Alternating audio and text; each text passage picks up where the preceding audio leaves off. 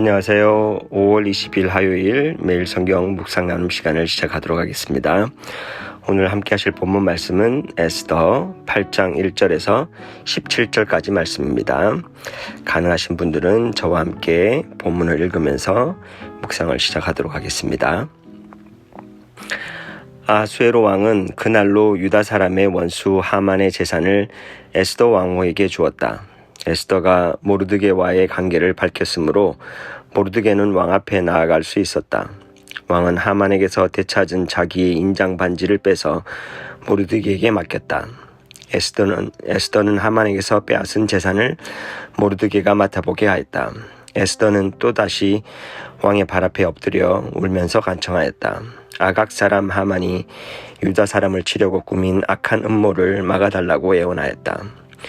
왕이 금규를 에스더에게 내밀자 에스더가 일어나 왕 앞에 서서 말하였다. 내가 임금님께 은혜를 입었고 임금님께서 나를 귀엽게 보시고 내 말이 임금님께서 들으시기를 옳다고 생각하시면 임금님께서 나를 사랑스럽게 생각하시면 아각 자손 함무다다의 아들 하만이 임금님의 나라 여러 지방에 사는 유다 사람을 다 없애려고 흉계를 꾸며 쓴 여러 문서가 무효가 되도록 조서를 내려주십시오. 나의 결례가 화를 당하는 것을 내가 어찌 나의 눈으로 볼 수 있겠으며 나의 가족이 망하는 것을 어찌 눈뜨고 볼 수 있겠습니까? 아수에로 왕이 에스더 왕후와 유다 사람 모르드게에게 대답하였다. 하만이 유다 사람을 죽이려 하였기에 나는 그를 장대에 매달아 죽이도록 하였소. 또한 하만의 재산을 빼앗아서 에스더 왕후에게 주었소. 이제 유다 사람들을 살려야 하니 왕의 이름으로 당신네들에게 유리한 내용으로 조서를 하나 더 만들고 그 조서에 왕의 인장반지로 도장을 찍으시오. 내 이름으로 만들고 내 인장반지로 도장을 찍은 조서는 아무도 취소하지 못하오. 곧바로 왕의 서기관들이 소집되었다. 때는 셋째 달인 시완월 23일이었다. 서기관들은 모르드게가 불러주는 대로 조서를 만들어서 인도에서부터 에디오피아에 이르기까지 127지방에 있는 유다 사람들과 대신들과 총독들과 각 지방 귀족들에게 보냈다. 조서는 각 지방의 글과 각 민족의 말로 썼으며 유다 사람들의 글과 말로도 조서를 만들어서 보냈다.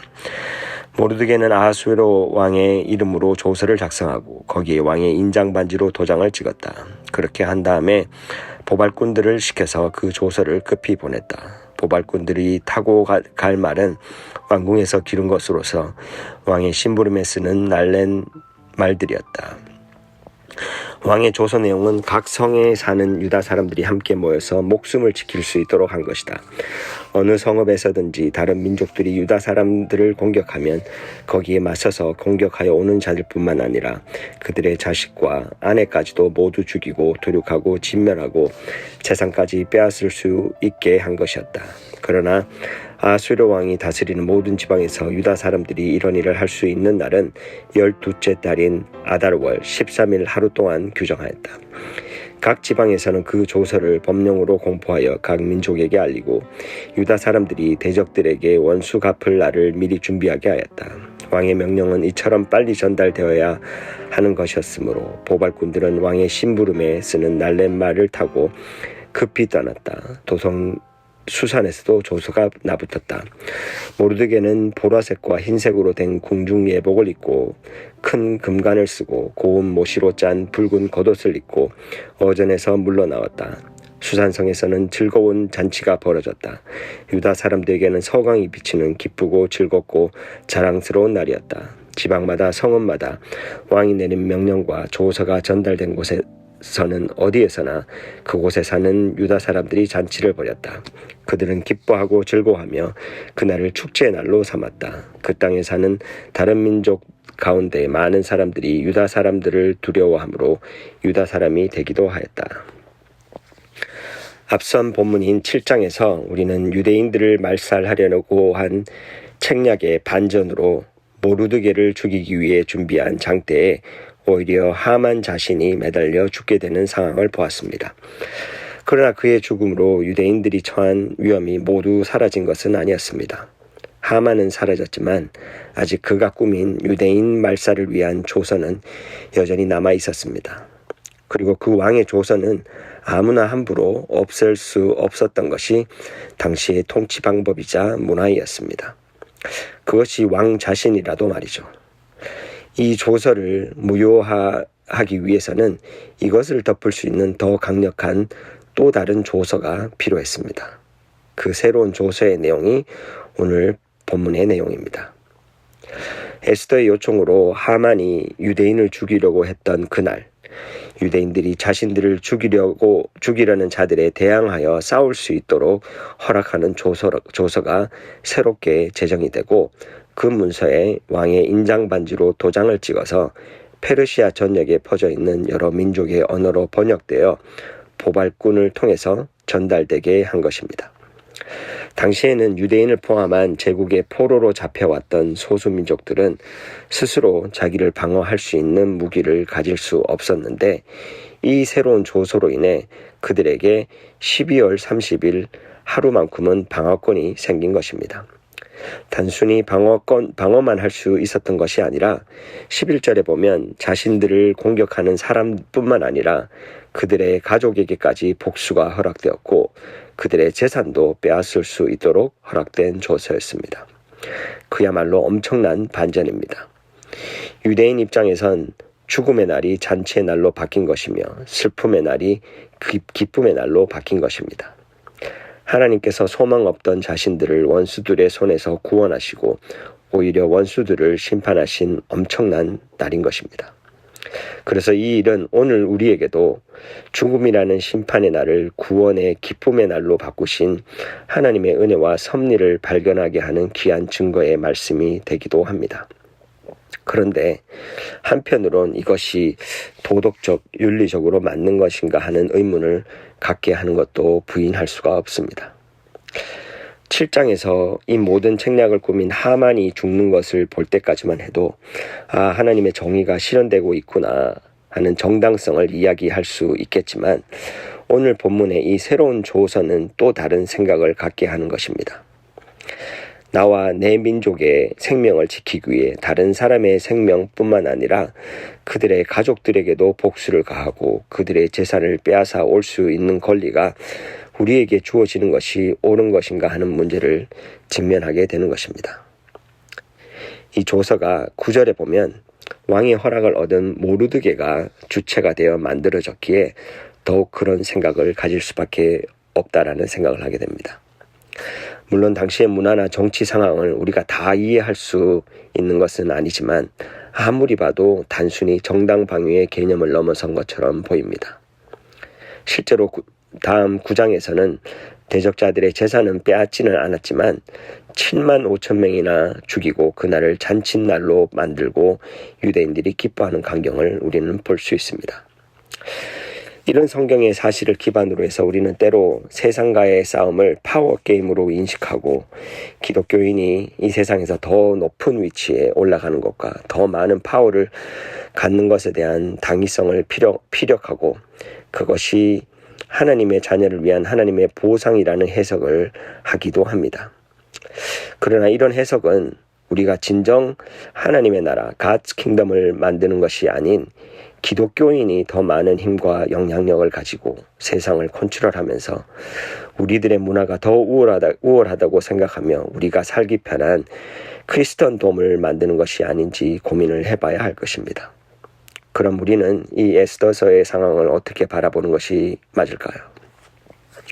모든 성경이 그렇지만 이 에스더의 상황은 많은 다른 견해 해석들이 존재를 합니다. 그리고 각 해석마다 유익한 교훈도 존재하지만 아울러 한계도 동시에 존재를 합니다. 앞서 말했듯 이 상황은 죽음을 기쁨으로 바꾸시는 하나님의 은혜를 경험하게 하지만 도덕적, 윤리적 한계를 접하게 합니다. 어쩌면 이것이 지금 우리가 살아가는 세상을 가장 현실적으로 반영한 모습이 아닐까 저는 생각합니다. 우리의 일상에서 여러 가지 하나님의 은혜를 경험하지만 그와 동시에 그 은혜를 우리의 것으로만 여기면서 여전히 이기적이고 배타적인 우리의 리액션이 존재를 하는 것이다라는 것입니다. 자신들을 구원하시는 하나님의 은혜를 경험했지만 여전히 그 은혜에 반응하는 유대인들의 모습은 그 은혜를 더 크게 퍼져나가게 하는 것이 아니라 자신들의 안위와 정치적 그리고 사회적 힘을 유지하는 도구로 사용하고 있지는 않는 것인지 생각하게 합니다. 어쩌면 이 에스더서에서 그런 인간이 가지는 심지어 엄청난 하나님의 은혜를 경험한 자라 할지라도 어쩔 수 없이 가지는 인간의 한계점을 포장하지 않고 가장 날것의 모습으로 보여준 것이 아닌가 생각하게 됩니다. 하나님이 언급되진 않지만 엄청난 하나님의 손이 운행하는 것을 에스더에서 볼 수 있는 것처럼 은혜 안에 있지만 그 은혜를 확장하지 못하는 보이지 않는 인간의 한계를 빗대어 보여준 것이 에스더서가 아닐까 저는 개인적으로 조심스럽게 분석해 봅니다. 그럼 우리는 이 두 가지뿐만이 아닌 여러 가지 다른 해석 앞에서 무엇을 택해야 할까요? 반드시 어떤 한 가지만을 택해야 한다고 생각하지도 않고 한 가지 해석만이 옳은 답이라고 생각하지도 않습니다. 그리고 에스더나 모르드게와 같은 사람들이 성경에 나오는 인물이기에 무조건 신성한 판단과 결정을 하였을 것이라고 추론하는 것도 매우 위험한 생각일 것입니다. 분명한 것은 각자가 어떤 해석을 하던 나의 이기적인 욕심을 채우기 위한 사사롭고 자기적인 해석은 피해야 한다는 것입니다. 오히려 나를 희생하게 만들고 타인과 공동체를 이롭게 하는 좁은 길을 지향하게 하는 해석을 택해야 한다는 것입니다. 그리고 무엇보다도 가장 중요한 것은 해석의 끝이 예수 그리스도를 향하고 있어야 한다는 사실입니다. 이 에스더서에서 하나님의 크신 은혜와 더불어 그 은혜에 미치지 못하는 인간의 한계를 보았다면 궁극적으로 이 한계를 넘어서 완전한 하나님의 은혜를 이루신 그리스도의 완전하심을 찾을 수 있어야 할 것입니다. 하만이 달렸던 그 장대를 보며 그 폐악자 하만의 자리까지도 대신하며 십자가 장대에 달리셔서 모든 하나님의 구원의 계획을 이루신 예수 그리스도를 이 에스더서에서 그리고 모든 성경 가운데서 찾을 수 있기를 소망합니다. 기도하겠습니다. 하나님 아버지, 오늘도 이 말씀을 통하여 보여주신 아버지의 크신 은혜와 사랑으로 인하여 감사함을 드립니다. 죽을 수밖에 없는 유대인의 상황 가운데 세밀하게 간섭하시며 구원의 은혜를 베푸셨던 하나님의 그 손길이 오늘 우리에게도 여전히 있음을 고백합니다. 기도하는 것은 그 은혜가 우리 안에서 멈춰서지 않게 하시고 나를 뛰어넘어 타인과 공동체를 향한 더욱더 크게 넘쳐나는 은혜가 되게 하여 주시옵소서. 오늘도 우리 힘으로 그것을 감당할 수 없음을 고백하며 예수 그리스도의 행하신 일을 다시 한 번 더 기억하고 성령 하나님의 도우심으로 그런 삶을 살아갈 수 있도록 도와주십시오. 그렇게 오늘도 우리 일상의 삶에서 그리스도의 모습을 닮아가는 우리가 되게 도와주시기를 간절히 바라며 모든 말씀 예수님 이름으로 기도합니다. 아멘.